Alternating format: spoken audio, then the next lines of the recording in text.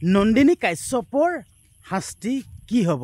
তো নমস্কাৰ, মই বিকাশ বক্সা সোণোৱাল। মোৰ এই ভিডিঅ'টো চোৱাৰ বাবে আপোনালোকক সকলোকে স্বাগতম জনাইছোঁ। তো মই এতিয়া বৰ্তমান আছোঁ মোৰ খেতিত, মই খেতি পথাৰত। আচলতে মই খেতি কৰোঁ না, আৰু আপোনালোকেতো গমেই পায় মোৰ ঘৰ পাহাৰৰ কিনাৰত। সেইখন পাহাৰ চাওক না, কিমান সুন্দৰ লাগিছে ন। আৰু আচলতে খেলটো কি হ'ল গম পায় না আপোনালোকে? আমাৰ ইয়াত পানীটো বৰষুণটো দি দিয়ে ন, বৰষুণটো দি দিলেও পানীটো লগালগ শুকাই যায়। চাওক না, যেনে ৰুইহে থৈছোঁ, কিন্তু হ'লেও বা বৰষুণ দি দিলে মাজে মাজে ৰোৱাখিনি ভাল হৈ যাব। ঠিক আছে, মই তো এতিয়া এটা কথা ক'ব বিচাৰিছোঁ দেই। আচলতে নন্দিনী কাশ্যপে চামিউল হকক খুন্দা মাৰি এই পৃথিৱীৰ পৰা চিৰ বিদায় দিলে।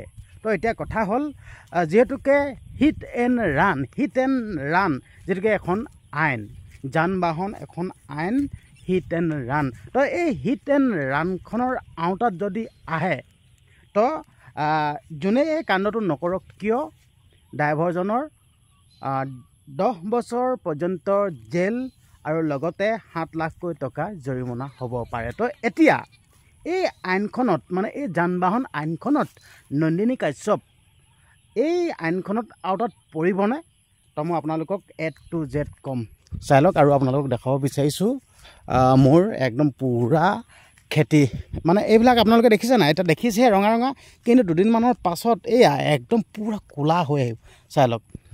যিহেতুকে আমি নিউজত দেখি আছোঁ নন্দিনী কাশ্যপে চামিউল হকক খুন্দা মাৰি পলায়ন কৰিলে, আৰু দুজনমান মানুহে নন্দিনী কাশ্যপক ধৰিলেগৈ। আৰু নন্দিনী কাশ্যপে কৈছে যেন আচলতে ল'ৰাজনক মই সামান্যহে আঘাতপ্ৰাপ্ত হৈছে, এনেকৈ কিছুমান কথা কৈছে আৰু মই নিউজত পোৱা মতে। তো এতিয়া কথা হ'ল, যিহেতুকে যোনখন আইন, সেই আইনখনৰ আওতাত আহিবনে, বা সেই যোনখন আইন যেতিয়া আহিছিল যোৱা বছৰ বেছি পূৰা চৰ্চা হৈছিল দেই মানুহৰ। সেই আইনখনৰ ফলত কি হয় গম পাইছেনে?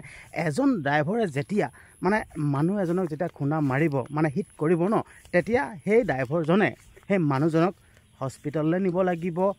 তো হস্পিটেলত নি চিকিৎসা কৰিব লাগিব, নতুবা ড্ৰাইভাৰজনে আৰক্ষীৰ ওচৰত কাষ চাপিব লাগিব। যদি এই কামকেইটা নকৰে, তেতিয়া 10 বছৰ পৰ্যন্ত জেল হ'ব পাৰে, আৰু লগতে 7 লাখকৈ টকা জৰিমনা হ'ব পাৰে। তো এই হিট এণ্ড ৰাণৰ যোনখন আইন, এই আইনখনৰ আওতাত আহিবনে? আচলতে মই এই কথাটো কৈ দিব নোৱাৰোঁ, যিহেতুকে এই আইনখন আহোঁতে ড্ৰাইভাৰসকলে প্ৰতিবাদ কৰিছিল, যাত কৈছিল যেন প্ৰতিবাদ কৰিছে আমি এই আইনখনক আমি মানিব নোৱাৰোঁ। তো এনেকুৱাকৈ বহুতো প্ৰতিবাদ হ'ল। যদিহে আমি এজন মানুহক 7 লাখকৈ টকা দিবই পাৰোঁ, তেতিয়াতো আমি মালিক হয় ন, এনেকুৱা কিছুমান কথা কৈছিল। কিন্তু নাজানো আৰু বৰ্তমান আইনখন কি অৱস্থাত আছে। কিন্তু হ'লেও এটা কথা বেয়া লাগিছে, যিহেতুকে নন্দিনী কাশ্যপে এটা ল'ৰাক খুন্দা মাৰি এই পৃথিৱীৰ পৰা চিৰ বিদায় দিলে। আচলতে নিউজত আমি দেখি আছোঁ আৰু শুনি আছোঁ, যিহেতুকে নন্দিনী কাশ্যপে ঘূৰিও নাচালে, চিকিৎসালয়লৈ নিয়াটো বাদেই ঘূৰি নাচালে, পলায়নহে কৰিলে। এই বস্তুটো বেয়া লাগিছে। আচলতে এই বস্তুটো হ'ব নালাগে।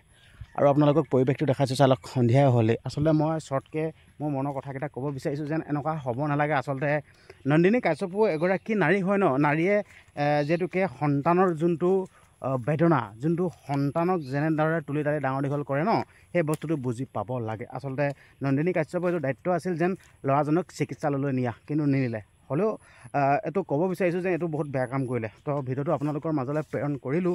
আপোনালোক যিহেতুকে ৰাইজ, আপোনালোকৰ মতামতবিলাক কমেণ্ট বক্সত দিবলৈ একদমেই নাপাহৰিব। পাৰিলে ভিডিঅ'টো শ্বেয়াৰ কৰিব। ধন্যবাদ।